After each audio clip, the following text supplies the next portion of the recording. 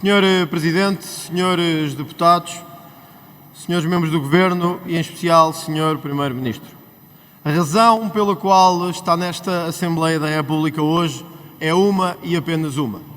Porque o Governo falhou na sua missão fundamental de restaurar a dignidade de Portugal e de restaurar aquilo que os portugueses precisavam para um caminho digno.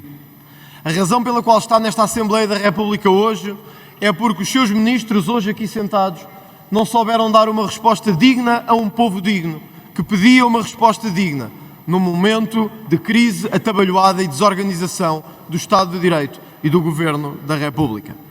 Se não vejamos o que aconteceu e o filme dos últimos dias e das últimas semanas.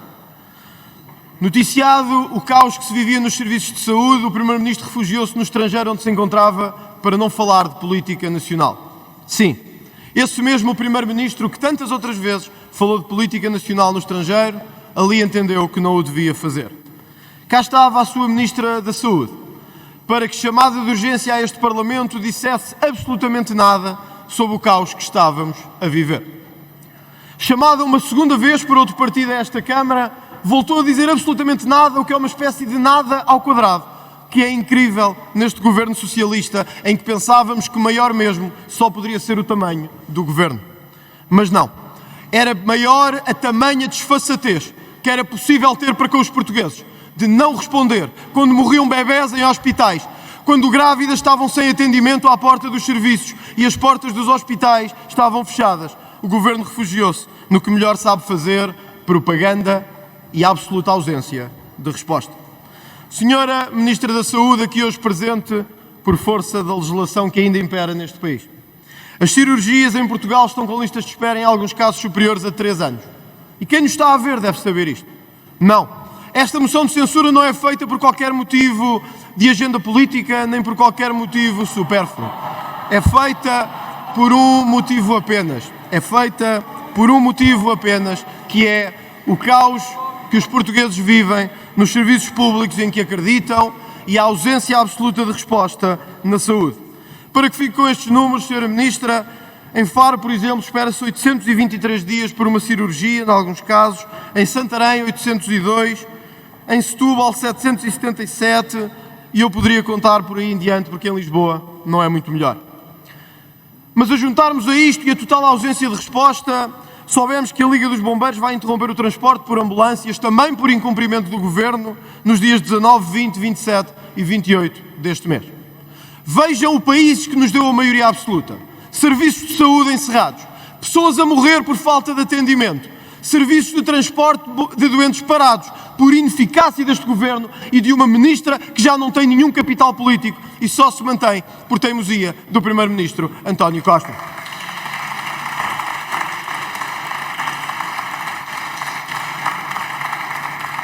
Podia ficar por aqui, mas não podemos ficar por aqui. À hora que estamos a falar, 1,4 milhões de portugueses não têm médico de família. 1,4 milhões.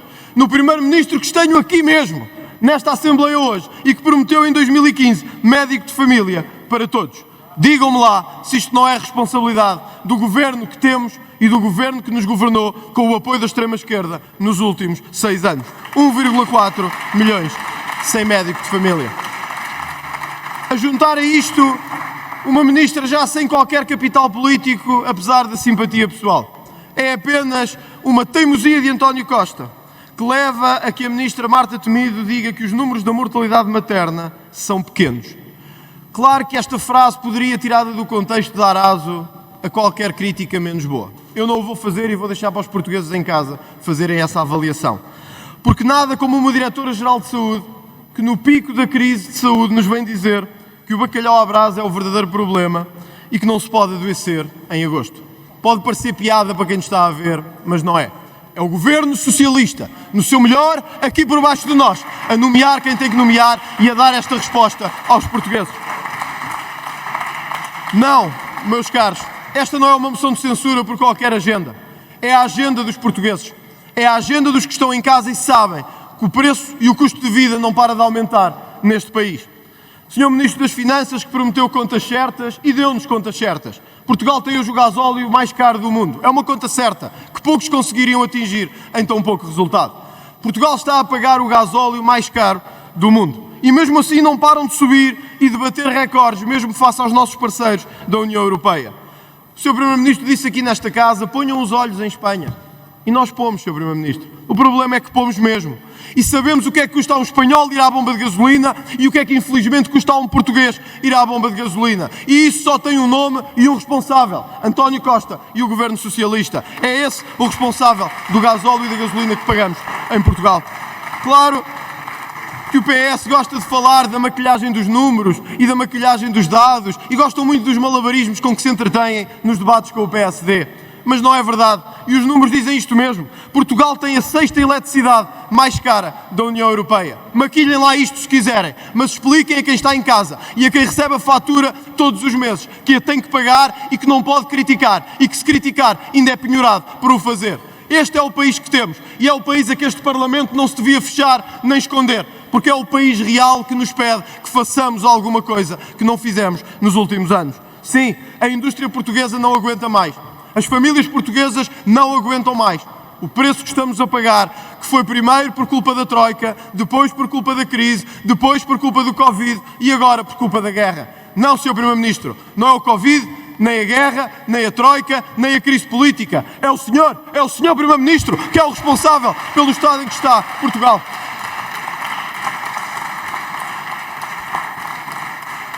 À hora a que falamos, os portugueses acompanham-nos e sabem que aquilo que pedimos não é mais do que justiça a quem foi prometida justiça. Prometeram aos agricultores 500 milhões em apoios. Nem um tostão chegou aos agricultores.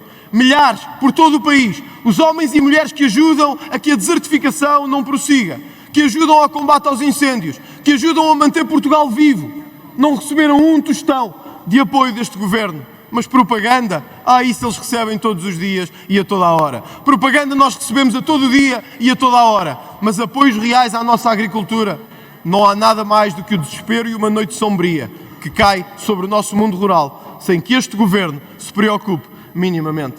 Sim, Sr. Primeiro-Ministro, porque os agricultores, os produtores, estão a atingir o seu limite, com empréstimos e com créditos que aumentaram ainda mais o seu passivo, com a União Europeia que destruiu a nossa produção nacional e nos obriga a estar de joelhos perante o mundo inteiro. E isso é responsabilidade também do seu e de outros governos.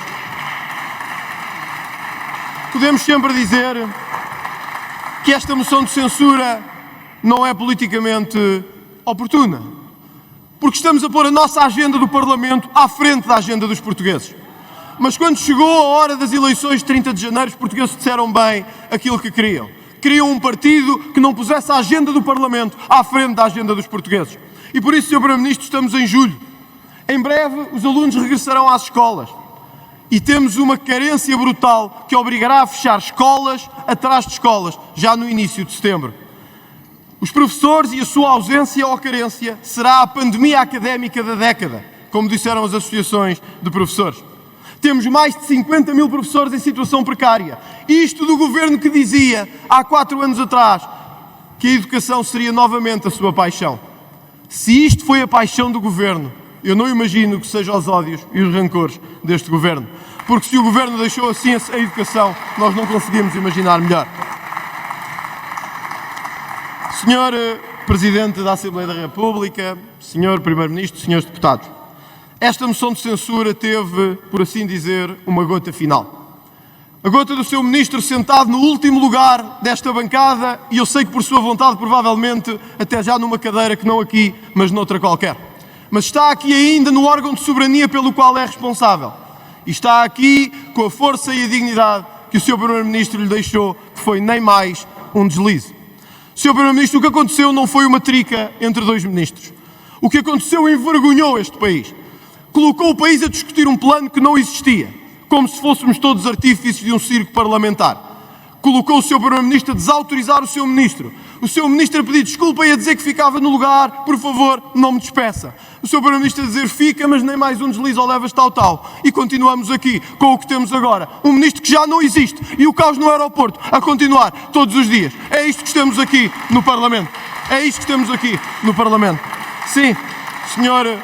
Primeiro-Ministro, porque só a si e ao seu governo a responsabilidade impende sobre o que se passa neste momento no país. Ateimou e acordou com a extrema-esquerda à extinção do CEF. Fez disso um cavalo de batalha.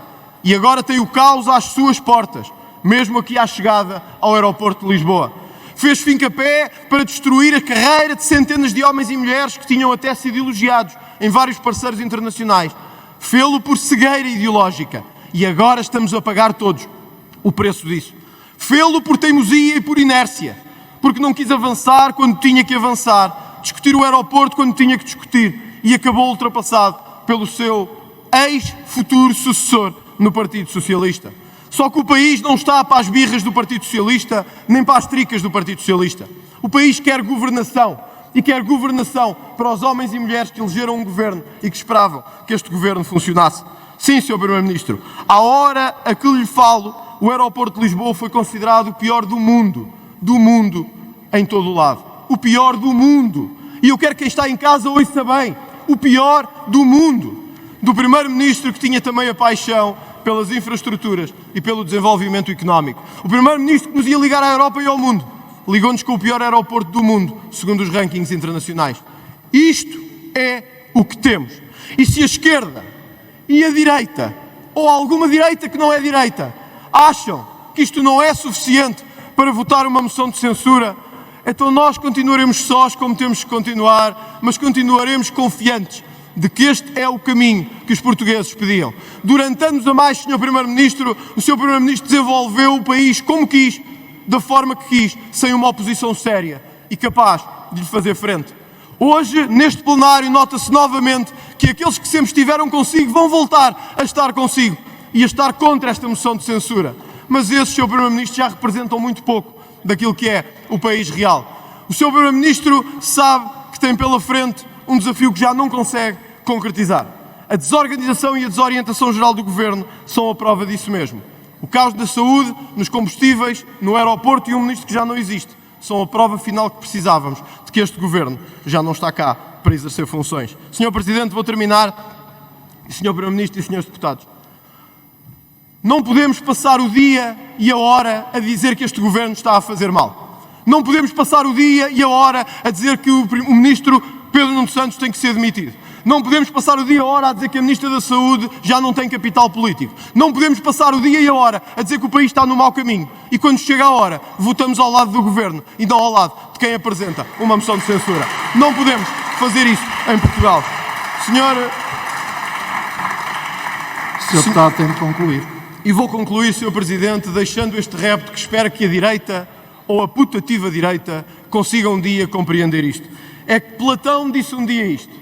O castigo dos bons que não têm coragem, o castigo dos bons que não têm coragem de fazer política é depois serem governados pelos maus. O castigo da direita que não tem coragem de enfrentar a esquerda é perpetuar a esquerda no poder. Contem com eles, não contem connosco.